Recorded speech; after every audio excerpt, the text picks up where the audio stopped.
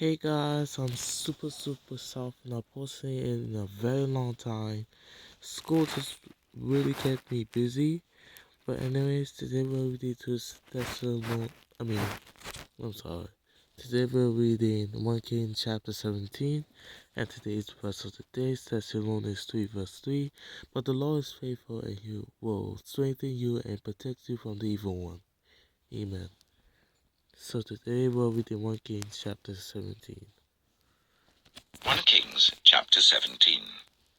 Now Elijah the Tishbite from Tishbe in Gilead said to Ahab, As the Lord, the God of Israel, lives, whom I serve, there will be neither dew nor rain in the next few years, except at my word.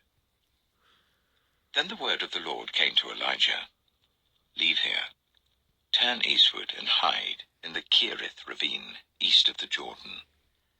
You will drink from the brook, and I have instructed the ravens to supply you with food there.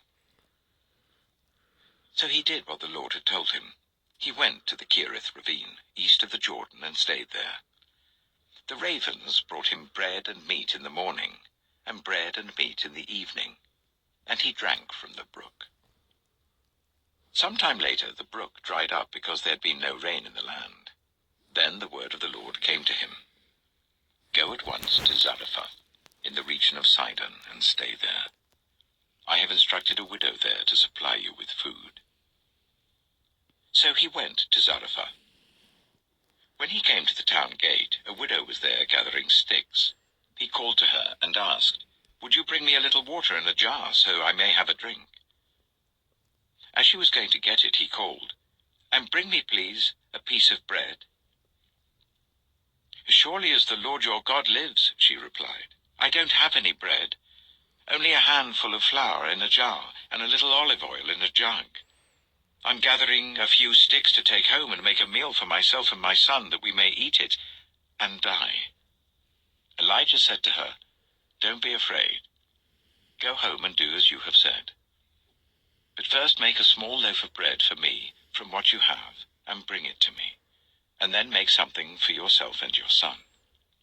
For this is what the Lord, the God of Israel, says, The jar of flour will not be used up, and the jug of oil will not run dry, until the day the Lord sends rain on the land. She went away and did as Elijah had told her. So there was food every day for Elijah and for the woman and her family.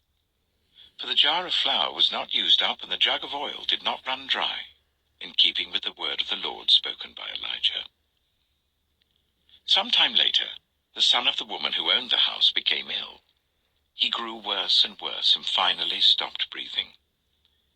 She said to Elijah, What do you have against me, man of God?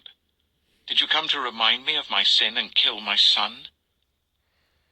Give me your son, Elijah replied. He took him from her arms, carried him to the upper room where he was staying, and laid him on his bed. Then he cried out to the Lord, Lord my God, have you brought tragedy even on this widow I am staying with, by causing her son to die? Then he stretched himself out on the boy 3 times, and cried out to the Lord, Lord my God, let this boy's life return to him. The Lord heard Elijah's cry, and the boy's life returned to him, and he lived. Elijah picked up the child and carried him down from the room into the house. He gave him to his mother and said, Look, your son is alive. Then the woman said to Elijah, Now I know that you are a man of God, and that the word of the Lord from your mouth is the truth.